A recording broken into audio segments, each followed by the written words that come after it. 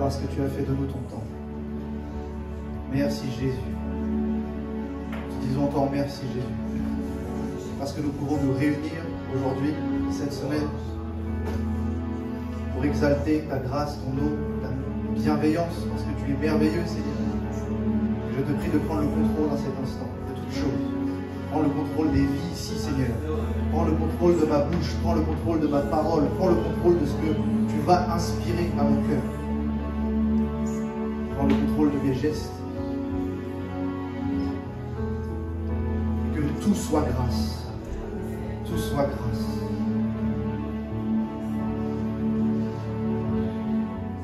Je lève ma voix contre les autorités dans le ciel.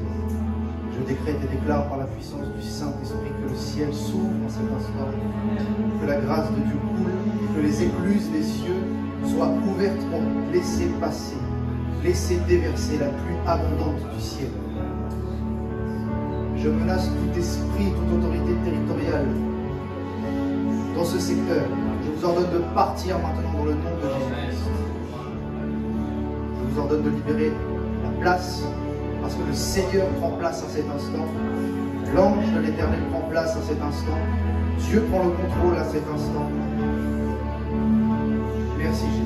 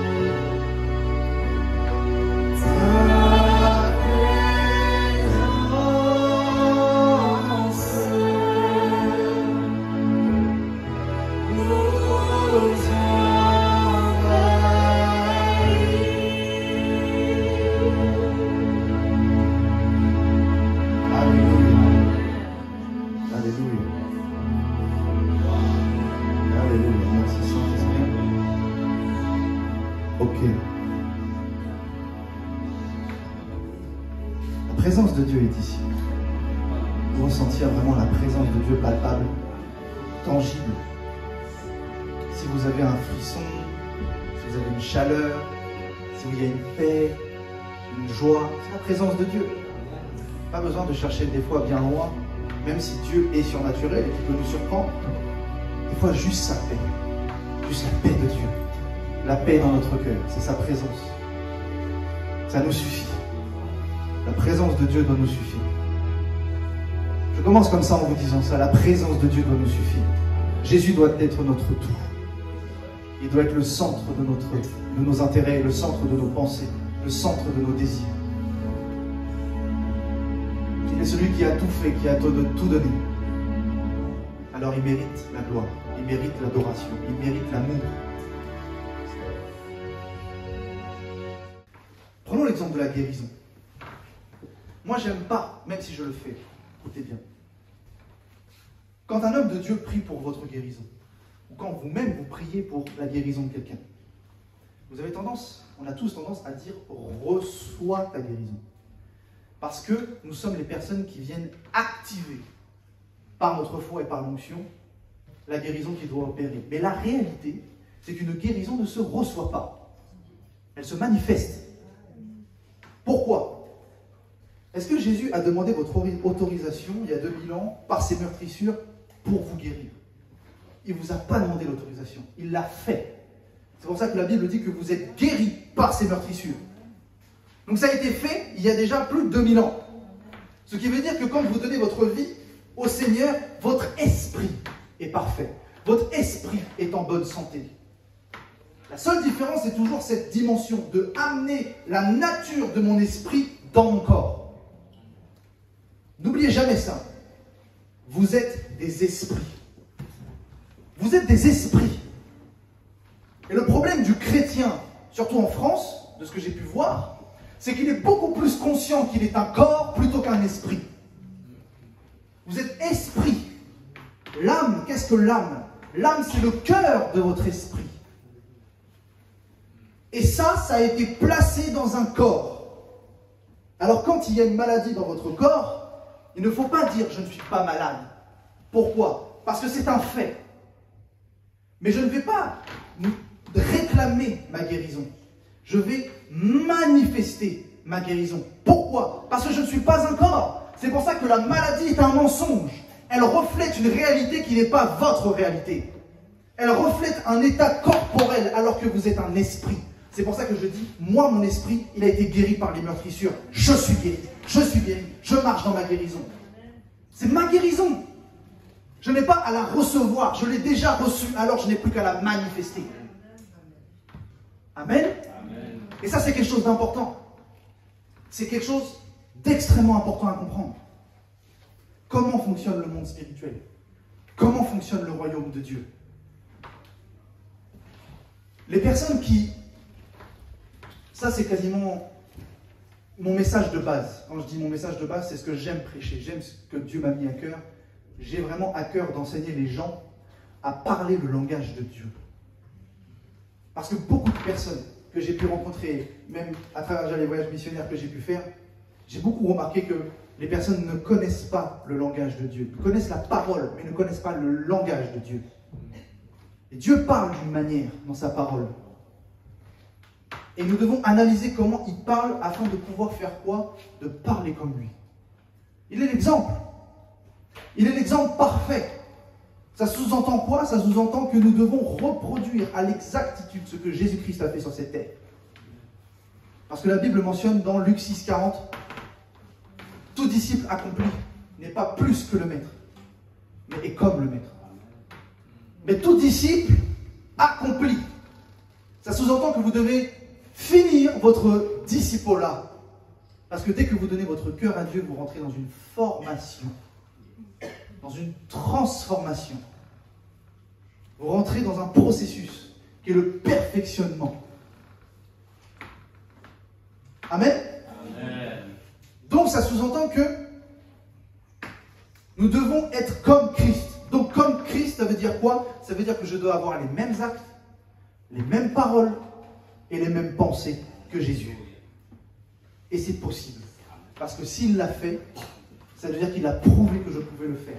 Mais non pas par mes propres forces. Je ne peux pas le faire en tant qu'Émeric, en tant qu'homme. Je peux le faire parce que celui qui l'a fait est en moi. Amen. Amen. Amen. Je peux le faire parce que celui qui l'a fait vit en moi. Mais c'est un processus. Je dois continuellement, dans ma marche chrétienne, lui laisser de plus en plus de place, de plus en plus de place, de plus en plus de place. Vous connaissez tous le verset qui dit « Il faut qu'il croisse pour que je diminue ». Des fois, les gens, ils le disent à l'envers. Ils disent « Il faut que je diminue pour qu'il croisse ». Mais non. Il faut que tu laisses croître Dieu en toi pour que toi, tu diminues. Il faut que tu laisses la place à Dieu. Et même ça, c'est quelque chose de merveilleux, ça relève du libre arbitre. Laissez la place à Dieu. Laissez la place au Saint-Esprit à chaque instant, à chaque moment de notre vie, de notre journée. Et plus on va le faire, plus nous serons comme Jésus. Amen. Amen. Et ça, c'est un objectif primordial. Vous ne pouvez pas être porteur d'un réveil ou porteur d'une onction, sous-entendu porteur d'une responsabilité, si vous ne cherchez pas à être comme Jésus. Ce n'est pas possible. Dieu fera toujours en sorte que vous soyez un bon exemple, un bon témoignage, pour pouvoir être porteur d'une responsabilité. Alors j'aimerais que vous ouvriez vos pensées au fait que Dieu va faire un mouvement global dans cette nation de France, nous y croyons, dans l'Europe et dans le monde. Et pour être participant du réveil ou porteur d'une onction de réveil, il faut être enseigné à ce qu'est le réveil et comment cela fonctionne, comment cela marche. Pourquoi le Saint-Esprit m'a mis à cœur de vous parler de ça, je ne sais pas. Lui sait. Mais c'est parce que vous avez une responsabilité dans votre vie, dans votre famille, dans votre quartier, dans votre région et dans votre nation. Ça, c'est quelque chose d'important. Amen. Amen. Et je prêche un message de vie et d'espoir. Parce que ce n'est pas parce que le monde s'écroule que nous devons nous écrouler. N'oublions jamais un détail. Jésus vient chercher une épouse glorieuse. Ça veut dire que l'Église va vivre un temps de gloire. Quand? Comment? On ne sait pas. Mais l'Église va vivre un temps de gloire. Peut-être pas comme on le pense. Peut-être pas avec de grands bâtiments. Non. Une épouse, une Église, ce n'est pas les murs. C'est l'assemblée des saints. Mais l'assemblée des saints, réveillée dans la puissance de l'Esprit, peut faire tout changer. Donc il doit bien y avoir quelqu'un qui se lève et qui fait quelque chose pour engendrer un réveil. Le mot réveil, on pourrait l'appeler d'une autre manière. On pourrait l'appeler l'esprit d'Élie. On pourrait l'appeler l'esprit d'Élie. On pourrait dire, il y a l'esprit d'Élie là, pas d'Alila, d'Élie là. L'esprit d'Élie. L'esprit d'Élie, c'est la manifestation d'un mouvement particulier qui a pour but d'engendrer un réveil. Amen. Donc j'aimerais vous parler de ça. Et nous allons comprendre comment fonctionne le réveil du coup. 1 Roi chapitre 18 verset 22. Et Élie dit au peuple, je suis resté seul des prophètes de l'Éternel. Et il y a 450 prophètes de Baal. Seul. Je vais vous dire quelque chose de choquant. Dieu a besoin que d'une personne. Dieu a besoin que de quelqu'un. Une seule personne. Alors imaginez si nous sommes plusieurs. Regardez comment Élie, en tant que personne seule, a bouleversé Israël. Imaginez l'assemblée des saints qui se met en marche. Le peuple prophétique qui se met en marche. Ça peut être énorme ce qui peut se passer. Que l'on nous donne 2 taureaux qu'ils choisissent pour eux l'un des taureaux et qu'ils les coupent par morceaux et qu'ils le placent sur le bois sans y mettre le feu. Et moi je préparerai l'autre taureau et je le placerai sur le bois sans y mettre le feu. Puis invoquez le nom de votre Dieu et moi j'invoquerai le nom de l'Éternel, le Dieu qui répondra par le feu. C'est celui-là qui sera Dieu. Et tous les peuples répondit en disant, c'est bien. Comprenons ce qui se passe. Le prophète Élie a mis en place quelque chose qui a pour but d'activer le feu. C'est ce que je vous disais tout à l'heure. Un réveil ne descend pas comme ça. Un réveil, cela s'active. Il faut préparer, comme ce qu'il a fait, il faut préparer un holocauste. Mais alors on ne va pas se mettre à aller couper un taureau. C'est fini, ça c'est le temps de la loi. Alors qu'est-ce qu'un holocauste aujourd'hui? Qu'est-ce qui est devenu l'holocauste et cette notion de sacrifice? Jésus. Mais Jésus n'est plus sur cette terre. Donc si moi maintenant je veux activer un réveil, comment je fais? Je dois me présenter comme un sacrifice vivant. C'est ce que dit l'apôtre Paul. J'offre mon corps comme un sacrifice vivant. Afin que quoi? Que l'onction descende sur moi. Et l'onction, c'est le feu. Et c'est quand cette onction va descendre sur moi, je vais pouvoir aller impacter les nations. Impacter mon entourage. Un homme de Dieu que je regardais qui s'appelle Paul Washer, peut-être que vous connaissez. Oh oui. Il dit, avant d'impacter les nations, impacte ta région. Avant d'impacter ta région, impacte ton quartier. Avant d'impacter ton quartier, impacte ta famille.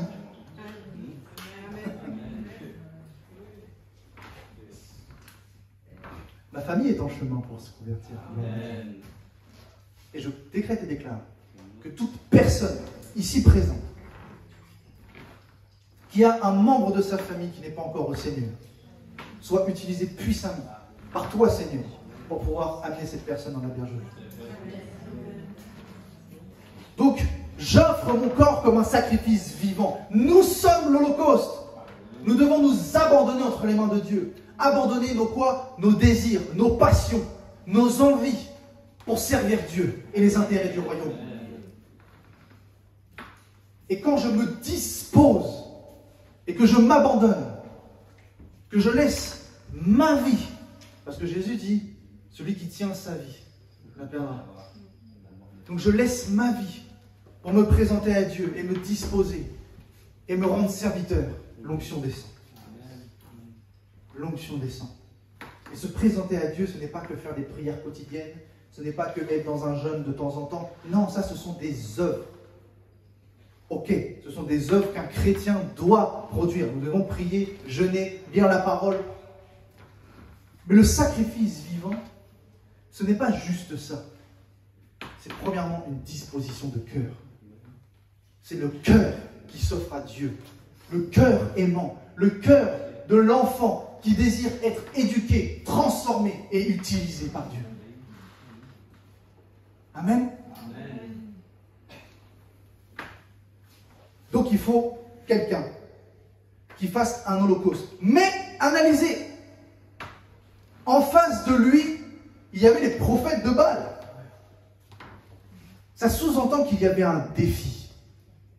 Un réveil se manifeste quand il y a un défi, un enjeu, un intérêt. Il y a un défi. Il a défié leur Dieu en disant, par le feu, vous verrez qui est le vrai Dieu. Amen.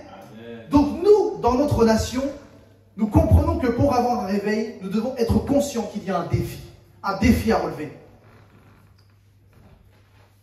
Moi, je vais vous dire quelque chose. Le dernier réveil global ne sera pas un réveil qui ira dans les profondeurs de la société. Je vous le dis.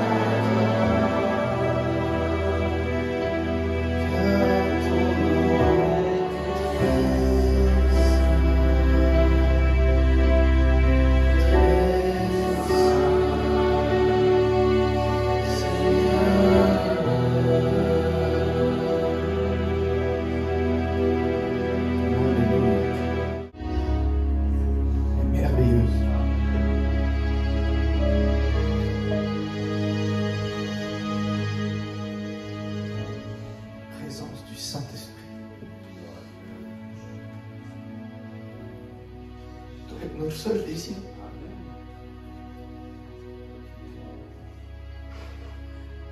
Nous devons être amoureux du Saint-Esprit. Il doit être le centre de notre vie. Surtout dans ces temps compliqués. Si on doit bien s'appuyer sur quelqu'un, c'est sur lui. Si on doit placer notre foi et notre confiance, c'est dans la personne de Dieu. Et Dieu a envoyé son esprit pour être en nous, pour que Christ soit en nous par son esprit.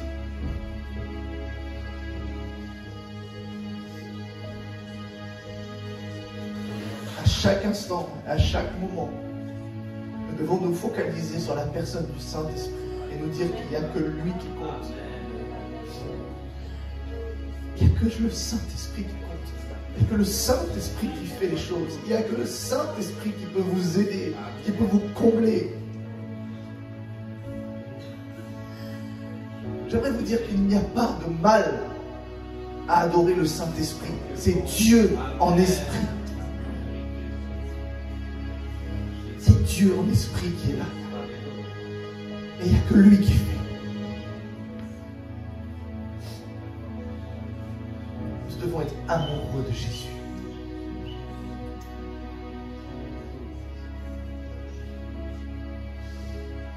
Toi, sois là, gloire, Seigneur.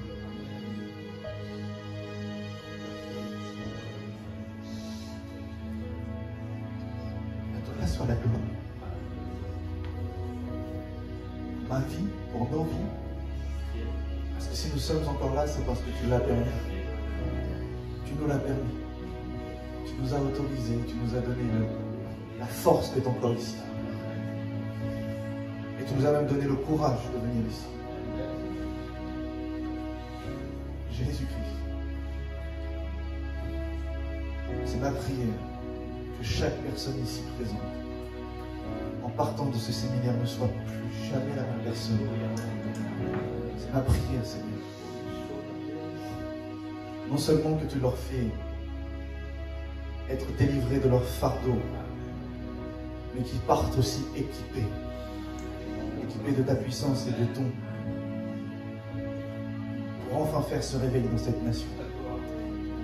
Et non pas un réveil religieux, et non pas un réveil qui est comme un feu de paille, mais un réveil, un vrai feu qui va embraser toute notre nation, ainsi que l'Europe et le monde.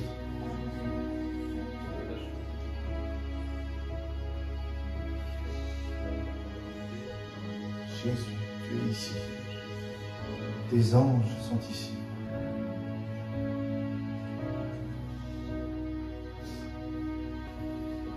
Qui est béni depuis l'arrivée de votre arrivée ici? Qui est béni? Yes. Vous savez, vous êtes bénis non pas parce qu'on est là, hein. C'est parce que Jésus est là. S'il n'y avait pas Jésus, vous ne serez pas bénis. Même moi, je vous demande de ne pas m'aimer. Je n'ai pas besoin de votre amour. Mais vous êtes là pour aimer Jésus-Christ. Et si vous ne m'aimez pas d'ailleurs, c'est pas grave. Si vous n'aimez pas ce que je dis, c'est pas grave. Si vous n'aimez pas mon visage, c'est pas grave. Mais c'est Jésus là. C'est Jésus. C'est Jésus qui se sert uniquement de ma bouche pour vous parler. Et c'est Jésus. Toute la gloire à Jésus. Moi, je suis qu'un homme. J'ai des forces et des faiblesses, des qualités et des défauts, comme tout le monde. Mais Jésus est parfait. Jésus est la perfection. Alors c'est une grâce. Parce que si lui, il est parfait et qu'il vit en moi, je comprends pourquoi dans Philippiens 3, on me dit, vous tous qui êtes parfaits. Ah! Vous savez, dans le christianisme, surtout français, la mentalité, les Français, ils aiment raisonner, ils aiment réfléchir. Mais l'homme qui a trop réfléchi en est arrivé à un stade où il s'est dit, je peux réfléchir par moi-même. Sans Dieu. Orgueil.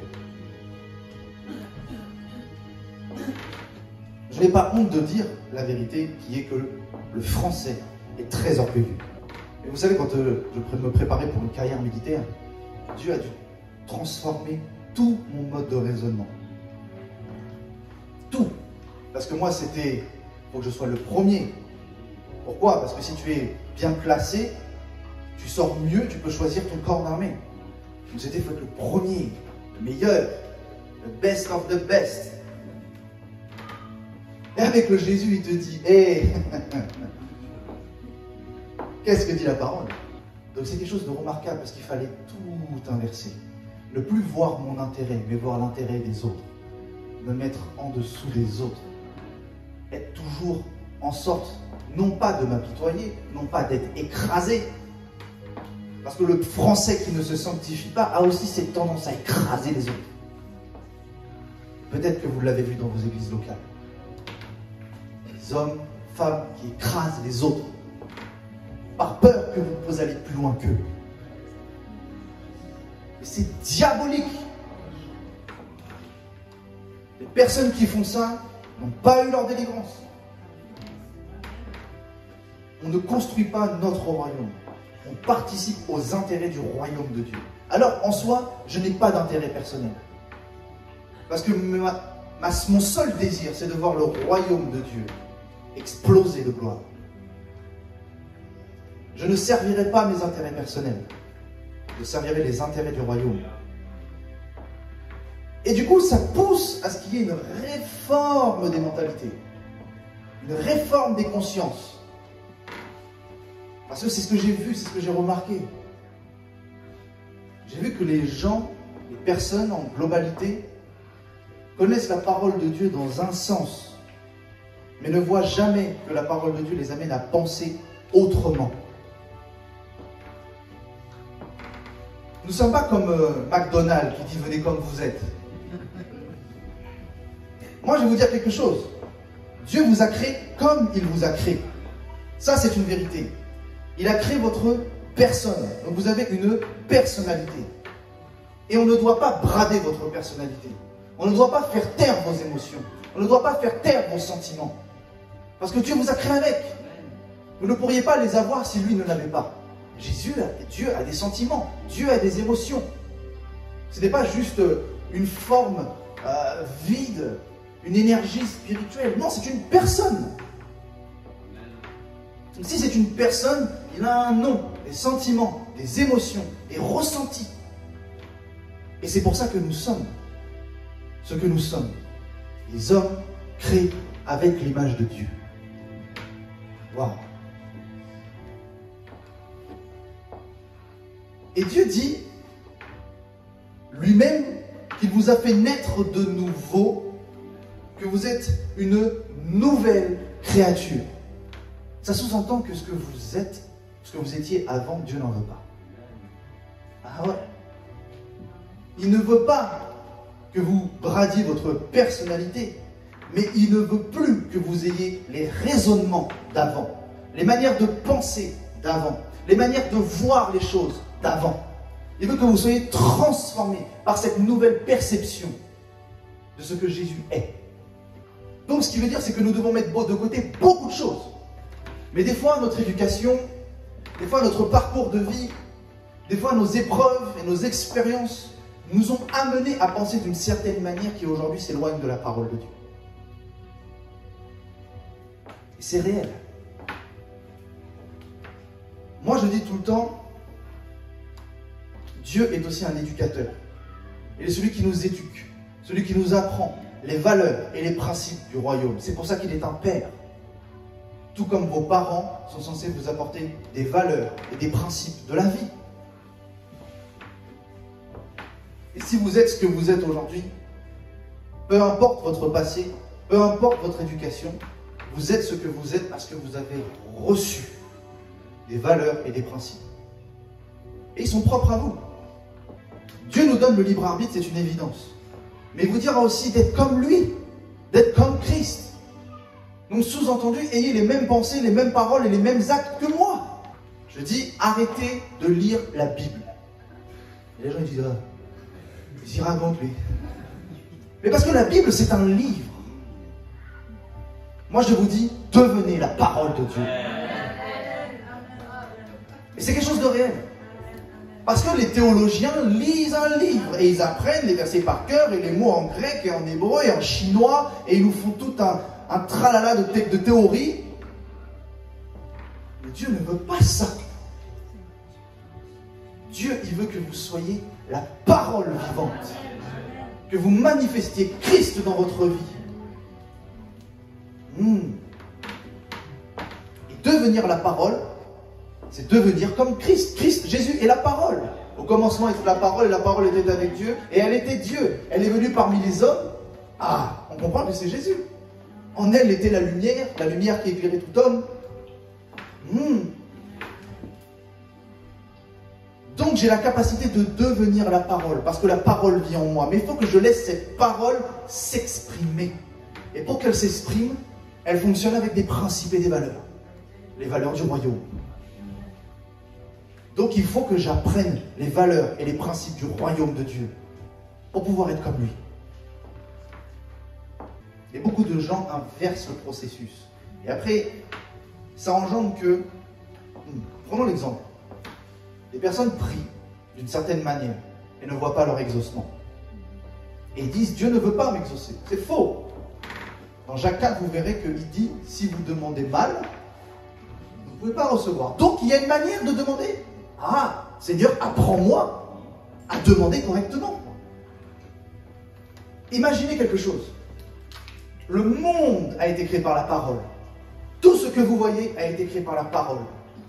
Nous voyons dans Hébreux que tout ce qui est visible sort de l'invisible. Donc tout ce qui est physique aussi a d'abord eu une racine spirituelle. Ce qui sous-entend que là où il était quand il a parlé, c'était dans le monde spirituel. Parce que Dieu est esprit. Donc quand il a parlé, cela a engendré le monde physique, temporel, espace, temps, matière. Ok. Moi je vous le dis, ça a été un vrai Big Bang. Nous ne croyons pas en la théorie de l'évolution humaine. Je vous le dis aussi, la parole est contre ça. L'homme ne descend pas du singe. Sinon, pourquoi on voit des singes? Dommage pour eux, ils n'ont pas évolué. Mais la parole, quand Dieu a parlé, tout a été créé. Donc c'est comme un Big Bang. Ça c'est réel. Il y a eu Big Bang. Donc on peut mettre d'un côté une théorie et d'un autre côté une autre. On ne croit pas en l'évolution de l'homme, mais on croit au Big Bang. Amen. Amen. Dieu a parlé et il a créé espace, matière et temps. Et c'est quelque chose de remarquable. De voir que tout a été créé dans le monde spirituel. Que toute parole a pris place dans le monde spirituel. Et qu'elle a engendré quelque chose. Donc la parole a un pouvoir. La parole a le pouvoir de créer. Et cette parole qui a tout créé vit en vous. Cette parole vit en moi. Ce qui sous-entend que la moindre parole qui sort de ma bouche a un pouvoir. Elle a une puissance. Alors ça sous-entend qu'il faut que je fasse attention à ce que je dise. Mais si elle a un mode de fonctionnement, il faut que je lise la notice. La parole de Dieu. Il faut que je lise la notice pour savoir comment utiliser cette puissance qui est en moi. De pouvoir découvrir la puissance de la parole créatrice. Cette autorité, cette puissance qui nous permet d'être des chrétiens vivants et réveillés. Parce que nous ne sommes pas de ce monde. Nous sommes mis à part. Comme le disait la servante de Dieu hier, que j'ai beaucoup aimé, nous ne sommes pas de ce monde, nous sommes des ambassadeurs. Et c'est vrai que l'ambassadeur, il est dans une nation qui n'est pas la sienne. Il est dans une ambassade, et cette ambassade est dans un territoire qui n'est pas issu du territoire original. Et l'ambassadeur vient pour une mission au sein de cette ambassade, au sein de cette nation. Et nous sommes des ambassadeurs, nous venons d'une nation, le royaume de Dieu, sur cette nation, la terre, et nous sommes l'ambassade de Dieu, et nous sommes des ambassadeurs, et nous avons une mission sur cette terre. Nous comprenons que cette mission ne se fera pas que par les œuvres. 1. Si vous avez une œuvre qui n'est pas accompagnée de la parole, cette œuvre s'appelle une œuvre morte. Elle ne vaut rien. Et il y a combien de personnes qui font des œuvres mortes? Même Jésus le dira dans sa parole, il dira, mais vous viendrez devant moi en disant, mais j'ai fait des miracles, mais j'ai prophétisé. Et il dira, mais pars loin de moi, je ne te connais pas. Ce qui sous-entend que l'œuvre doit être accompagnée de la parole, parce que la parole c'est Jésus. Et si vous faites une œuvre sans Jésus au centre de cette œuvre ne sert à rien. Ce n'est que de l'activisme. Alors on nous dit, oui, faites des œuvres. Ok, mais moi je sais quelque chose. Je veux faire une œuvre qui va porter du fruit. Et pour qu'elle porte du fruit, il faut que je sois complètement rempli du Saint-Esprit. Et il faut que dans cette œuvre, il y ait le Seigneur, la volonté de Dieu, la puissance de Dieu. Et là, il y aura du fruit. Et vous voyez toutes les paraboles, paraboles sur la vigne, paraboles au niveau du sarment, toutes ces choses. On ne porte du fruit que si nous sommes rattachés. Ça, c'est quelque chose de réel. Donc, il faut comprendre des principes. Il faut savoir lire la notice, la parole de Dieu. Et je vous le dis en tant que jeune chrétien, j'ai été déçu. Déçu de voir que dans les églises, on n'enseignait pas les principes et les fondements de la parole pour savoir l'utiliser. On enseigne de grandes révélations, de grands sermons sur le comportement, le caractère, et tu dois être comme ci, tu dois être comme ça, et faire ci. Et ok, ça je peux l'apprendre tout seul. Hein. Si je lis la Bible, je vais le savoir, être comme Christ. Mais apprends-moi les clés. Apprends-moi les clés qui vont m'aider à pouvoir faire de ma vie une vie de gloire, de réussite et de succès. Apprends-moi les clés qui vont mettre la parole en action dans ma vie pour que je sois un chrétien réveillé et puissant. Moi, c'est ça que je veux voir.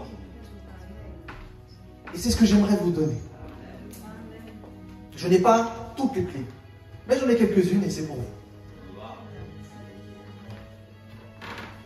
Et le premier mécanisme extrêmement important à comprendre, c'est ce principe-là de connaître comment fonctionne la parole de Dieu et quelle est sa manière d'être exercée.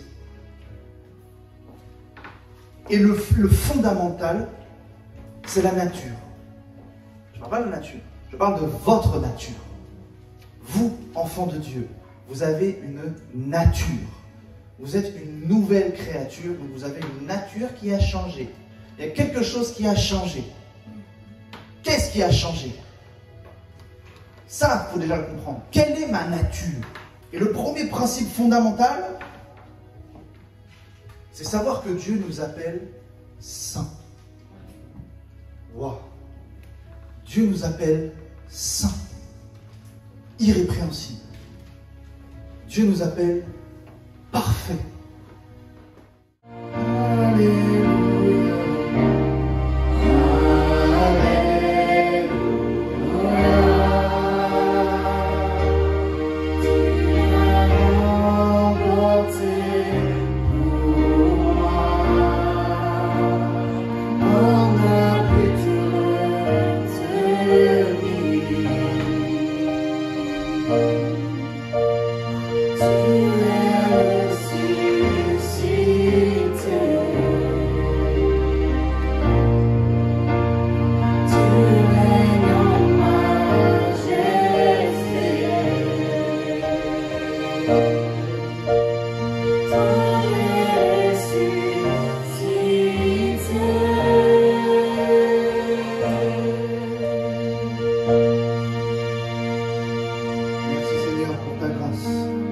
Merci Saint-Esprit pour ta merveilleuse présence. Merci Dieu de nous avoir choisis, de nous avoir aimé le premier, de t'avoir, de t'être envoyé et d'avoir fait un sacrifice parfait. Merci Jésus d'être venu, d'avoir pris tous nos péchés, d'avoir pris toutes nos fautes, d'avoir brisé les ordonnances et les iniquités. Merci Jésus d'être mort pour nous, parce que maintenant tu es ressuscité et tu vis en nous pour que nous ayons la vie éternelle. Merci Seigneur pour ce merveilleux don, le don précieux de la vie éternelle, le don précieux du Saint-Esprit, l'Esprit de vie. Merci Seigneur pour ce sacrifice merveilleux. Nous t'honorons, nous t'exaltons, nous te donnons toute la gloire. Parce que nous ne serions pas ici, Seigneur, si tu n'étais pas venu pour prendre nos péchés. Si tu n'étais pas fait pauvre pour nous. Merci, Seigneur, pour ta grâce et ta bienveillance envers nous. Nous qui ne méritons rien, tu as décidé de ton plein gré de nous donner ton amour parfait, de nous communiquer ta joie et ta bonté, de faire de nous tes enfants, mais de faire de nous aussi des disciples. Merci Seigneur de nous avoir choisis pour être des porteurs de ta parole, pour être des ambassadeurs de ton royaume. royaume. Merci Seigneur de nous faire cette grâce, de pouvoir parler de toi et pour toi, de nous avoir habilités, de nous avoir donné un mandat, de pouvoir prêcher ta parole jusqu'aux extrémités de la terre. Merci Seigneur pour cette œuvre. Merci Seigneur pour les œuvres que nous faisons, que tu nous permets de faire dans ces temps obscurs, dans ces temps noirs, dans ces temps difficiles, dans ces temps de persécution. Nous croyons Seigneur que ta main nous conduit. Nous croyons Seigneur que nous sommes dirigés par ton esprit. Nous croyons Seigneur qu'au milieu de nos œuvres, tu es le centre, tu es le maître, tu es celui qui maîtrise absolument tout. Et nous croyons que par ta grâce nous brillons. Nous croyons que par ta grâce nous brillons dans cette nation. Nous croyons que par ta grâce nous sommes le sel de cette terre. Au nom puissant de Jésus-Christ, que le Saint-Esprit vous convainc en cet instant. Que le Saint-Esprit vous convainc en cet instant qu'il vous a donné sa puissance pour être ses envoyés, pour être des témoins de sa gloire et de sa manifeste puissance. Mettons-nous devant son trône, laissons-le prendre le contrôle de toutes choses et restons dans un silence devant lui. Un grand silence. Un silence de reconnaissance. Un silence d'émerveillement, un silence de contemplation.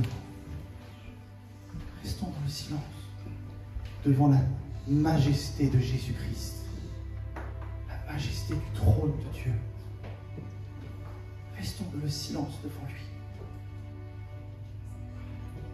Parce qu'à la base, nous ne méritons rien. Nous n'étions dignes de rien. Nous lui donnons tout l'honneur et toute la gloire.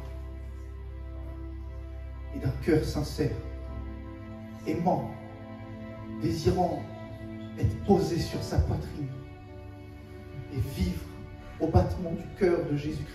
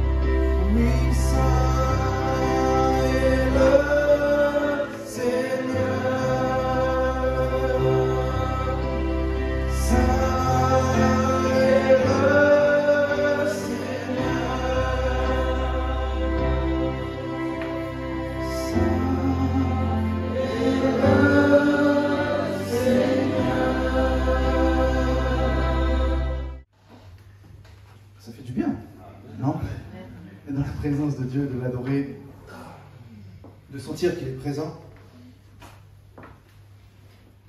Moi, je trouve que ça fait du bien.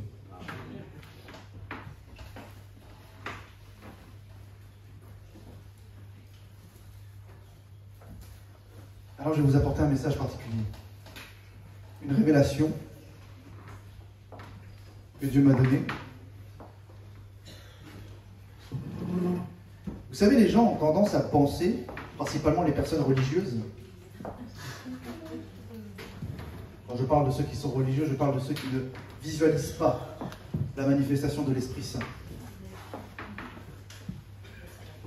Mais les gens ont tendance à mettre de côté le réma de la parole. Vous connaissez qu'il y a le logos et il y a le réma. Les grands théologiens s'appuient énormément sur le logos et oublient le réma, qui est la révélation par le Saint-Esprit. Et on peut être quelqu'un qui maîtrise énormément le logos et avoir peu de réma. Et quand on abordera des sujets avec eux, comme j'ai déjà pu le voir, en vérité, je me rends compte d'une chose, c'est qu'ils ne connaissent pas grand-chose. Parce qu'ils peuvent connaître les versets, ils peuvent connaître les théories, ils peuvent connaître les doctrines, ils peuvent tout connaître. Mais dès que je leur parle de révélation que le Saint-Esprit apporte à son peuple, ils sont perdus. Et la révélation a été tellement mise de côté. Tellement mise de côté. Et même vous, vous aviez sûrement eu, et je le sais, je le sens, c'est pour ça que je le dis, vous avez sûrement eu des révélations de la parole de Dieu. Et quand vous les avez présentées à un homme de Dieu qui était religieux, il vous a cassé, il vous a dit, mais ça, mets de côté. Alors que pourtant Dieu vous avait parlé. Pourtant Dieu vous avait dit quelque chose qui vous touchait et qui vous a convaincu. N'est-ce pas? Alors comprenons que la révélation, si c'est fait par le Saint-Esprit, ça veut dire que ça a une importance capitale. Étant donné que nous marchons par l'Esprit, si nous ne visualisons pas la révélation de qui est Dieu, on ne va pas aller loin. Amen. Donc on doit constamment marcher avec le logos et le réma. On ne doit pas que prendre l'un ou l'autre. Pareil, prendre que le réma, c'est une grande erreur. Parce que comment vous allez vous appuyer votre révélation si vous ne connaissez pas la parole? Comment vous allez-vous justifier cette révélation si vous n'avez pas le logos de la parole? C'est pour ça que ça va de pair. Il ne faut pas faire ce qu'on appelle être extrémiste et prendre que l'un ou l'autre. Non, il faut prendre les deux. On doit connaître notre Bible, notre parole. Mais on doit aussi connaître les révélations. Parce que la connaissance qui augmente dans les derniers jours, ce n'est pas le logos. Parce que les lettres, elles sont toutes écrites. Donc qu'est-ce qui augmente? C'est la révélation de la personne de Dieu.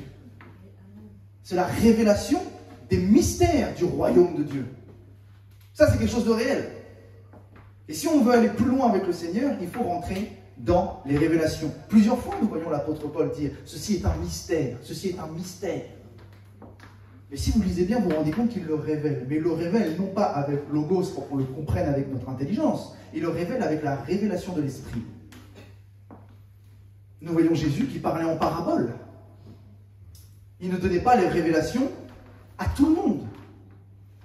Comme il le dit si bien, il ne donnait pas les perles aux pourceaux. Et aujourd'hui, je vais vous donner une perle. Une perle qui doit changer votre vie.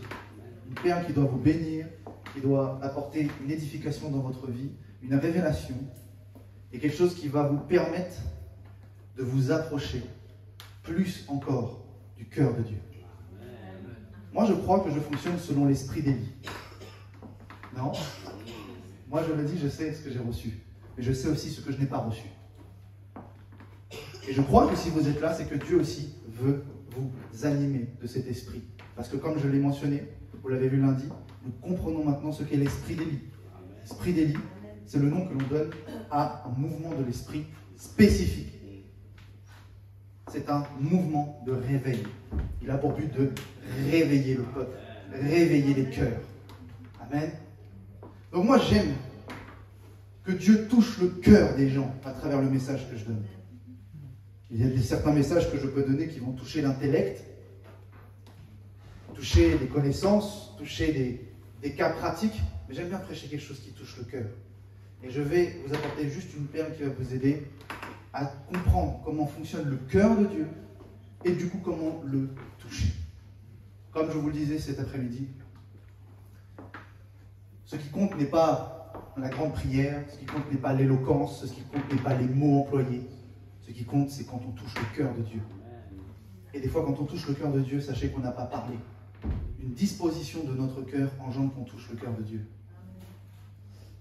Un comportement, un regard, une attitude. Vous l'avez déjà vu. Aujourd'hui, c'est quelque chose que l'on voit partout dans le monde. Vous prenez un enfant, un nourrisson, un enfant qui réclame quelque chose à un parent et qui vous regarde avec ses yeux doux. Vous êtes touché. Vous vous dites, ah, il a les yeux de l'amour, là, il a les yeux qui fait que... Donc, ce qui prouve que même à travers un regard, on peut toucher Dieu. À travers une attitude, une manière de penser, une manière d'être. Juste des fois se dire comme ça, Jésus, je t'aime. Touche le cœur de Dieu. Mais je vais vous amener dans une révélation, une profondeur. Et je vais vous expliquer quelque chose qui aura un double sens. Je vais vous apporter comment comment toucher le cœur de Dieu, qu'est-ce que le cœur de Dieu, et qu'est-ce qu'il faut faire pour continuer de toucher le cœur de Dieu. Parce que, ok, on peut le toucher à des instants marqués, à des moments ponctuels. Mais si on le touche de manière permanente, c'est quelque chose de merveilleux, n'est-ce pas? Parce que nous pouvons toucher le cœur de Dieu de manière permanente. Et ça, c'est quelque chose de très fort. C'est quelque chose de très fort. Merci Saint-Esprit.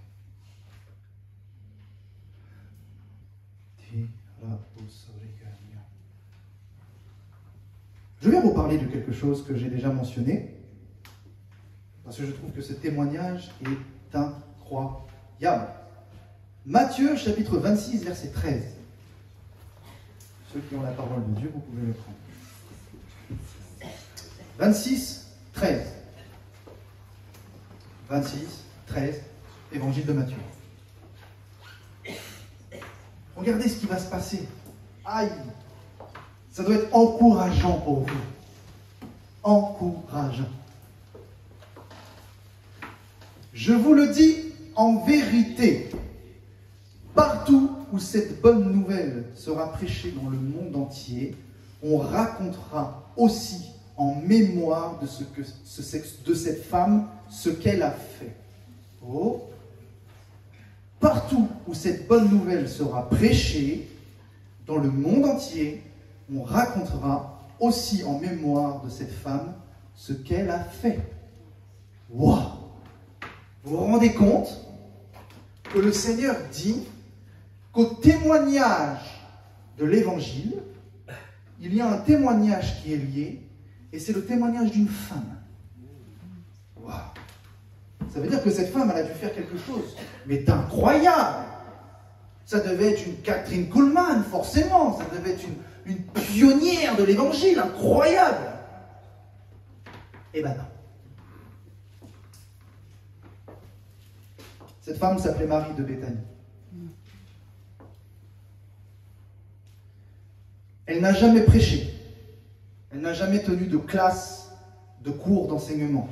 Elle n'a jamais écrit de livre. Elle n'a même pas fait de miracle, du moins pas mentionné dans la parole. Mais elle est attachée à l'Évangile. Prenons Luc, chapitre 10, versets 38 à 42. Comme Jésus était en chemin avec ses disciples, il entra dans un village. Et une femme nommée Marthe le reçut dans sa maison. Elle avait une sœur nommée Marie, qui s'étant assise aux pieds du Seigneur, écoutait sa parole. Marthe, occupée à divers soins domestiques, survint et dit, « Seigneur, cela ne te fait rien que ma sœur me laisse seule pour servir? Dis-lui donc de m'aider. » Et le Seigneur lui répondit, « Marthe, Marthe, tu t'inquiètes et tu t'agites pour beaucoup de choses. Une seule chose est nécessaire. Marie a choisi la bonne part qui ne le suivra point ôtée. » Waouh! Waouh! Comme je vous disais, l'activisme ne produit rien de bon. Faire des œuvres sans Jésus, ça n'apporte rien. Comme cette Marthe. Elle était au service, elle était là, elle faisait des choses et des choses et des choses. Et Jésus dit, tu t'agites pour rien. Pourquoi tu t'occupes plus de ce que tu es en train de faire plutôt que de la parole qui est dans ta maison? Marie a choisi la bonne part. Waouh! Et qu'est-ce qu'elle a fait? Elle n'a pas prêché l'évangile, elle n'a pas converti des foules. Elle s'est assise au pied de Jésus et elle écoutait sa parole. Waouh! Elle était en contact avec Jésus. En contact proche et en contact direct. Et elle a trouvé quelque chose pour rester. Vous savez, quand on rentre quelque part et qu'on n'y trouve pas notre compte, qu'est-ce qu'on fait? On part. Mais quand nous trouvons ce que nous cherchions, nous restons. Et elle est restée au pied de Jésus. Et le fait qu'elle reste au pied de Jésus comme ça, c'est parce qu'elle avait trouvé quelque chose. Elle avait trouvé quelqu'un qui l'a comblée entièrement. Entièrement, en tant que sa propre personne.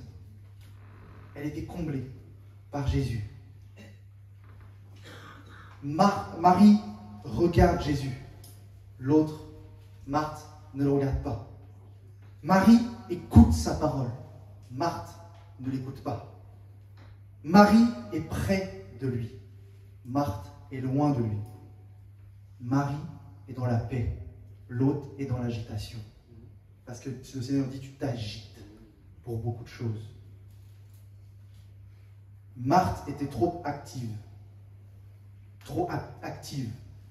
pour se contenter de la présence de Jésus. Et des fois, et c'est bien réel, nous trompons Dieu avec ce qu'il nous a donné. Je prends un exemple. Seigneur, j'ai besoin d'un travail. Dieu dit, prends ce travail.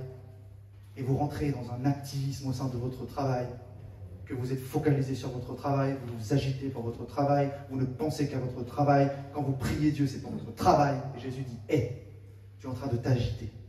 Et tu es en train d'utiliser quelque chose que je t'ai donné contre moi.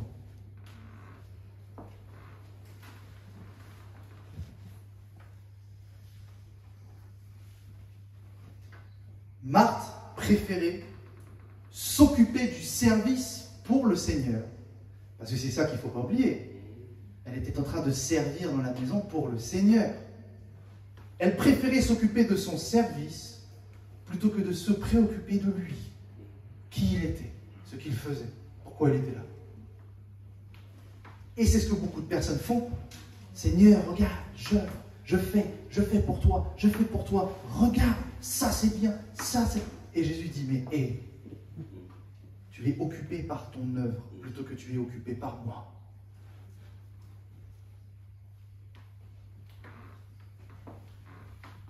J'ai beaucoup échangé avec la servante de Dieu hier soir.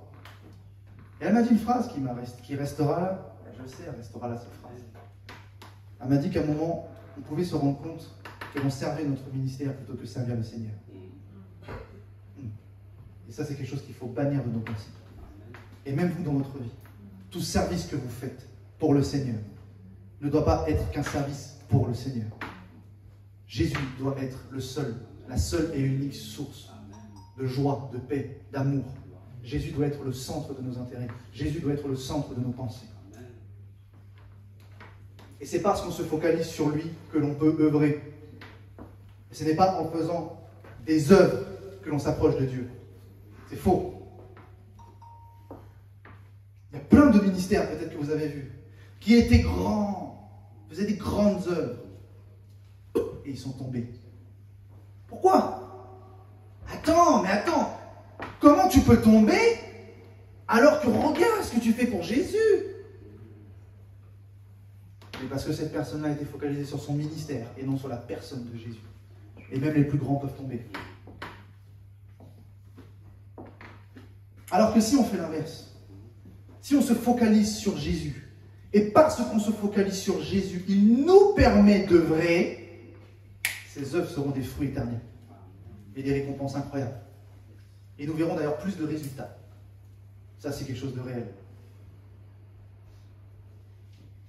Trop de personnes regardent autour de ce qu'il y a d'eux plutôt que Dieu. Et trop de personnes voient Dieu comme étant un donateur plutôt qu'une personne. Ils vont dire, Seigneur, j'ai besoin. Seigneur, donne. Seigneur, fais. Seigneur. Et Jésus, il dit, t'as cru que j'étais une banque? Je veux bien te donner parce que je t'aime, mais à un moment, prête-moi un peu d'attention. Maman, donne-moi un petit peu ton cœur, je veux passer des bons moments avec toi. Dans ma présence, je veux qu'on, comme disent les jeunes, qu'on kiffe un peu.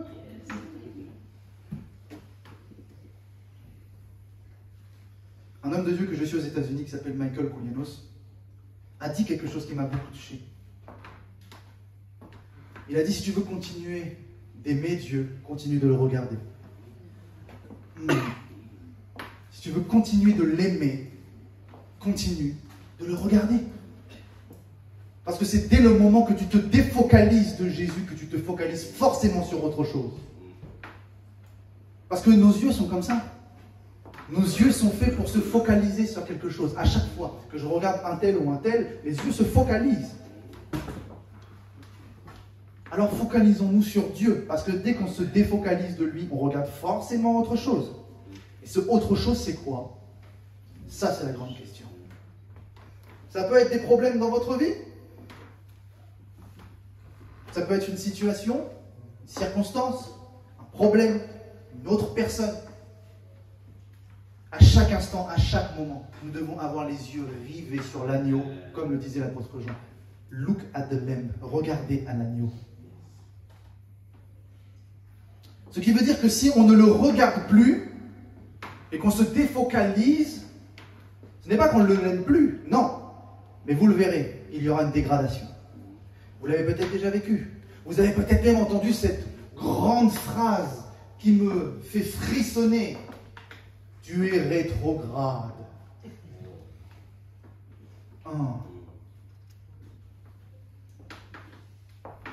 J'aime pas ce mot.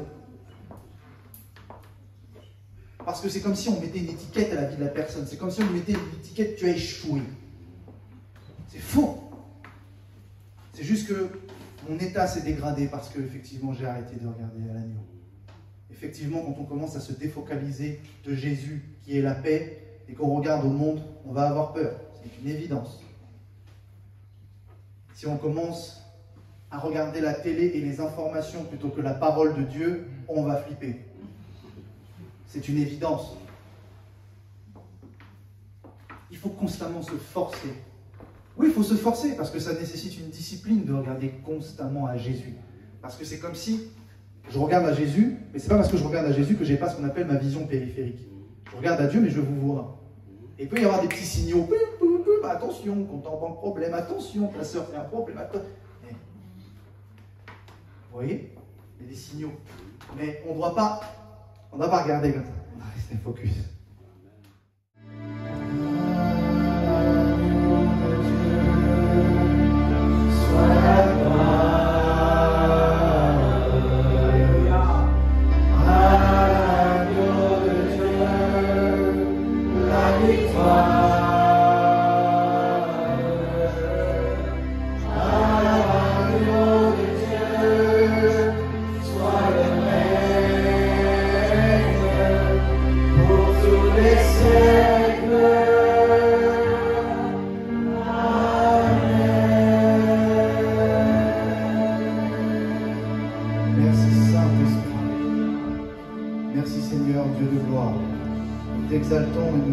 Saint nom en cet instant.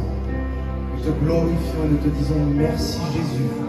Merci Jésus pour l'honneur et le privilège d'être appelé enfant de Dieu. Merci Seigneur de nous avoir rachetés à un grand prix. Le prix de ton sacrifice, le prix de ton sang qui a coulé à la croix de Golgotha pour pardonner nos péchés par amour. Merci Dieu d'avoir tant aimé le monde, d'avoir tant aimé le monde et nous avoir donné cette vie éternelle Seigneur.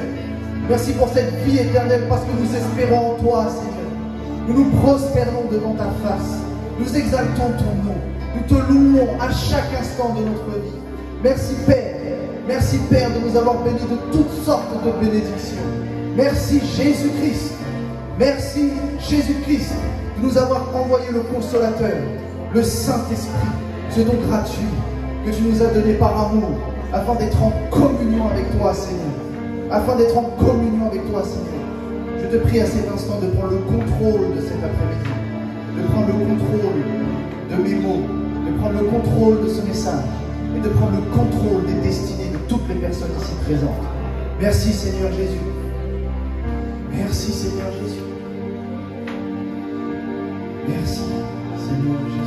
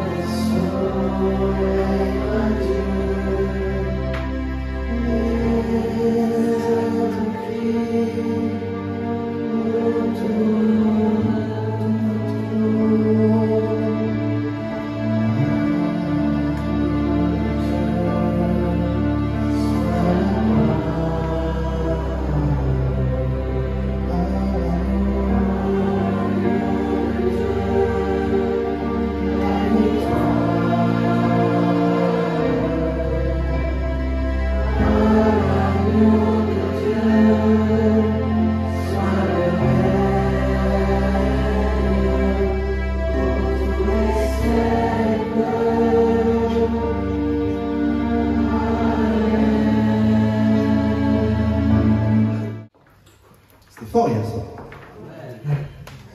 C'était fort depuis le début. Et c'est encore fini.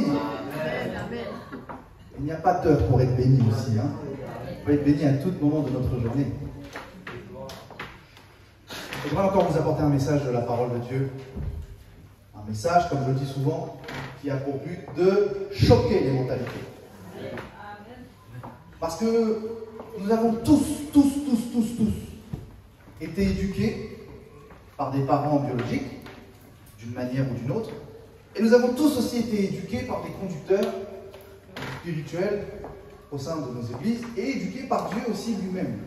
Et des fois, il est très important de savoir être, comme on pourrait dire, enseignable, afin de pouvoir laisser Dieu nous apprendre les choses, de laisser Dieu nous transformer, parce que je pense que vous-même, des fois, vous vous êtes rendu compte que vous ne pensez plus aujourd'hui de la même manière que vous pensiez avant. Des choses qui changent. Des fois, nos avis changent. Et des fois, nous avions reçu des enseignements de la parole de Dieu qui étaient erronés, et on s'y était attaché. Et quand des fois on écoute quelqu'un d'autre, on se rend compte que mais c'est pas ce que je connaissais, ce n'est pas ce que j'ai appris. Et ce n'est pas parce que vous ne connaissez pas ou que ce n'est pas ce que vous avez appris que vous devez le refuser. Vous avez le discernement pour savoir si l'enseignement vient de Dieu ou pas, parce que c'est le Saint-Esprit qui convainc. Et si le Saint-Esprit vous touche et vous convainc, ne laissez pas les raisonnements humains et la sagesse humaine venir perturber ce que le Saint-Esprit a décidé de faire en vous. Amen. Pourquoi? Rappelons-nous une chose. Le Saint-Esprit a plusieurs manières d'être exprimé dans la parole de Dieu. Il a plusieurs symboles. On peut parler de l'onction, on parlera de l'huile, on peut parler de l'eau, on peut parler de la parole, on peut parler du feu du Saint-Esprit, et on peut parler de la colombe. Ok? Et le détail que j'aime le plus chez la colombe, ou chez n'importe quel oiseau, c'est ce que l'on peut appeler la peur du mouvement. La colombe, le moindre mouvement part. Ça représente la sensibilité du Saint-Esprit, mais ça représente aussi à quel point on peut décider de le faire partir. Ça aussi, c'est très fort. Et je ne parle pas du Saint-Esprit qui vous quitte, mais par le fait que vous ayez des raisonnements, cela empêche le Saint-Esprit d'œuvrer.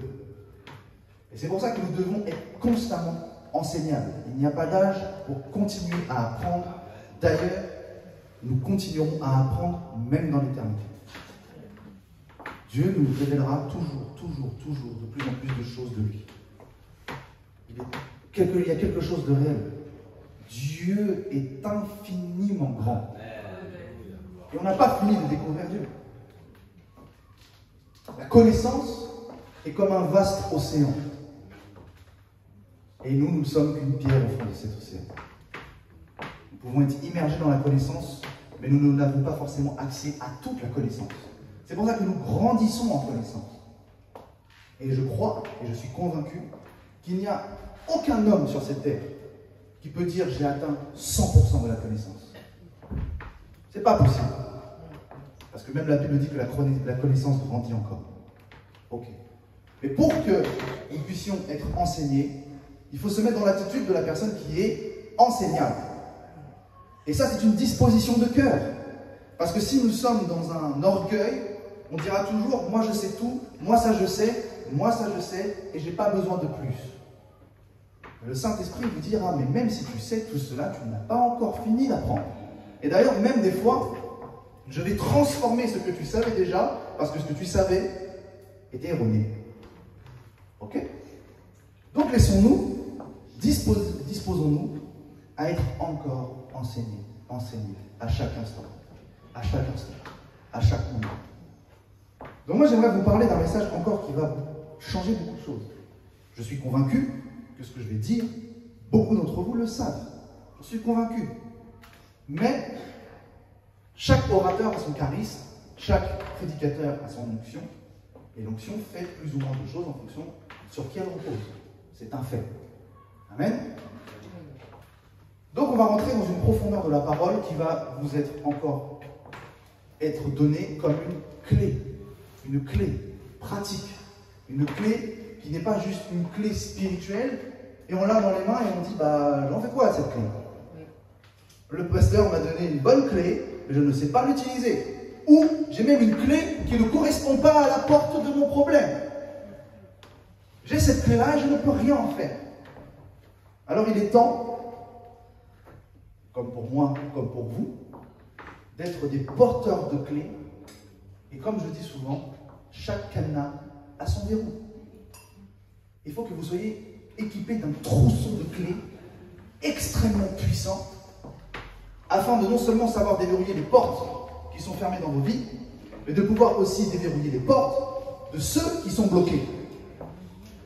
Parce que si Dieu vous donne une clé, ce n'est pas pour la garder pour vous. Dieu ne donne jamais l'onction à quelqu'un pour lui.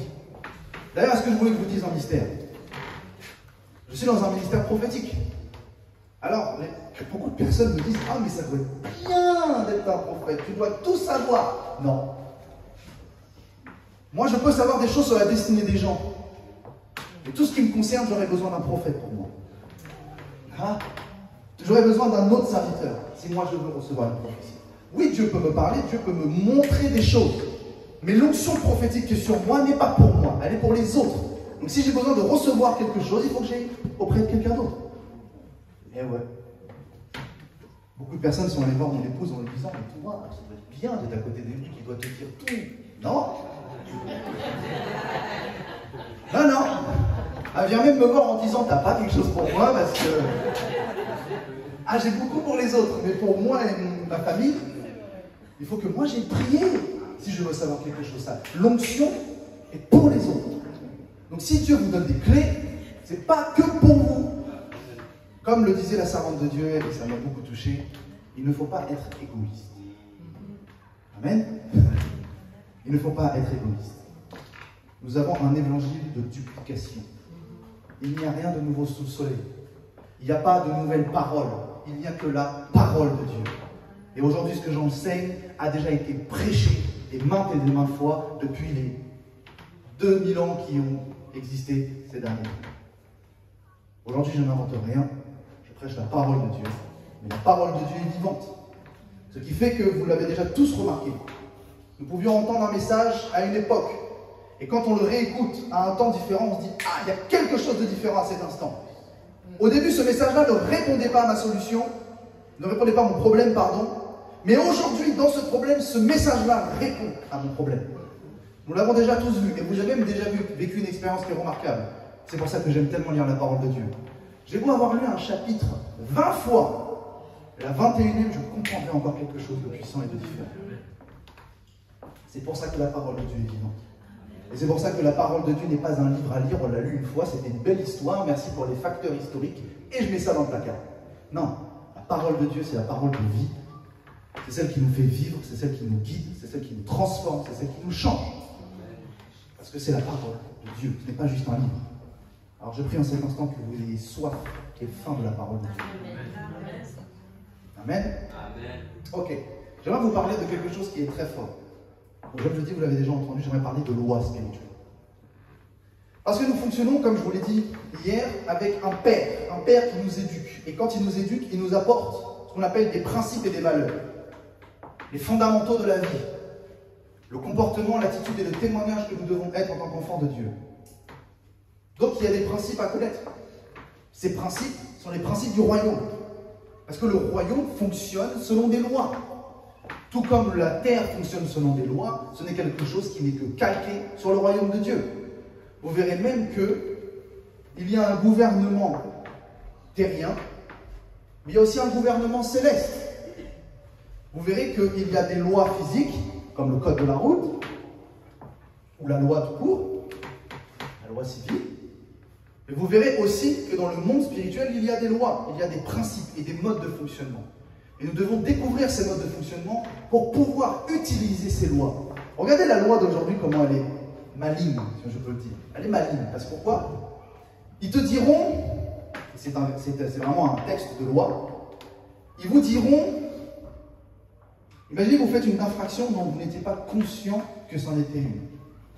Et que vous faites une infraction, imaginons, que vous ne saviez pas que brûler un feu rouge, c'était mal. Le policier arrive vers vous et vous dit, vous avez grillé un feu rouge. J'aime beaucoup dire briller, parce qu'il faut que vous brillez. Amen. Et du coup, vous arrivez devant le policier et vous lui dites, mais je ne savais pas que c'était interdit. Il vous dira, nul n'est censé ignorer la loi.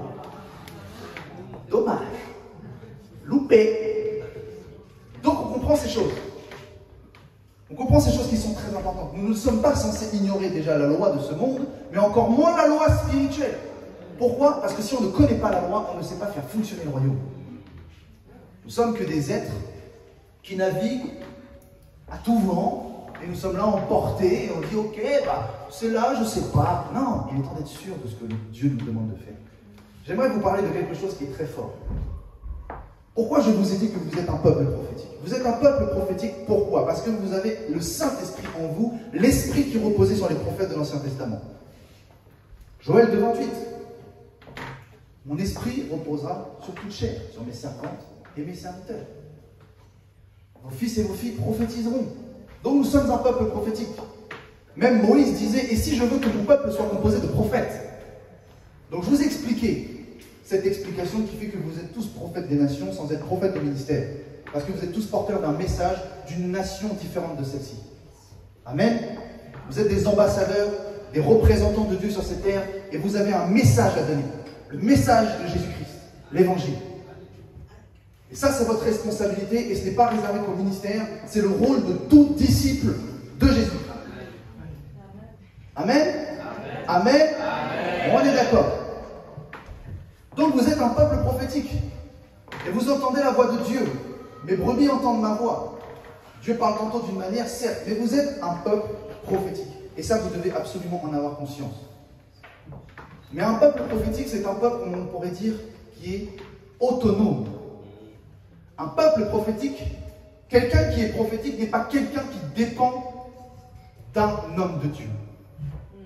Je vous dis la vérité. Nous devons avoir des conducteurs spirituels, certes, mais nous ne devons pas être à la mamelle du conducteur spirituel. Parce qu'à un moment, il est temps de savoir manger par soi-même. Au début, on a besoin de lait. Donc, on peut, entre guillemets, être au biberon. Mais à un moment, il faut passer à la nourriture solide. Et cette nourriture solide, Dieu vous la donnera à travers sa parole quand vous allez décider de manger. Ça, c'est très important. Donc, un peuple prophétique est un peuple autonome, qui ne dépend pas uniquement d'un homme, mais qui dépend de la voix du Saint-Esprit. Il est temps d'arriver à cette autonomie devant le Seigneur, qui fait que quand on a un problème, on ne va pas voir le pasteur en pleurant, en disant « Pasteur, j'ai un problème ». Non, commence à t'enfermer dans ton lieu secret, commence à prier. Commence à prier, commence à jeûner, commence à chercher, à comprendre par toi-même pourquoi ça bloque. Pourquoi tu n'es pas exaucé. Commence à intercéder. Commence à te débrouiller. Parce que tout ce que ta main trouve à faire, dites-le, faites-le. Mais le Seigneur vous appelle à être premièrement des disciples, mais aussi des disciples accomplis. Des disciples accomplis. Et qu'est-ce qu'un disciple accompli? C'est quelqu'un qui a fini son disciple-là, c'est quelqu'un qui a fini sa formation et qui peut maintenant voler de ses propres ailes. Nous devons tous être attachés parce que nous sommes un corps. Nous avons tous eu un point de départ. Nous avons tous rencontré le Seigneur à un moment donné. Donc comprenez que vous êtes un peuple prophétique. Et pour pouvoir être autonome, il faut que je puisse me débrouiller avec ce que j'ai. Donc je dois continuellement apprendre les rouages et les mécanismes du royaume de Dieu pour les faire fonctionner, afin que dans ma vie d'autonomie, je puisse vivre ma vie de chrétien dans la perfection. Amen. Amen. Ça, c'est très important. Donc je vais vous parler de deux lois qui sont extrêmement liées, tout en étant extrêmement opposées. Et vous allez voir, c'est quelque chose qui va être bon, c'est quelque chose qui va être fort. Comme je le disais, Satan n'est pas partout. Les démons ne sont pas partout. Ce sont des esprits errants qui rôdent. Le diable est un lion rugissant qui rôde. Il rôde, donc il cherche qui il va dévorer. Donc si Satan n'est pas partout sur terre, il n'est pas partout dans votre vie. Et il y a un paramètre. Il y a un paramètre très bizarre qui engendre que des fois nous pouvons être dans des problèmes, non pas parce qu'il y a un enjeu spirituel lié à une attaque démoniaque, mais qui est lié à un autre paramètre. Et on va aborder cela maintenant. Romains chapitre 8, versets 1 et 2.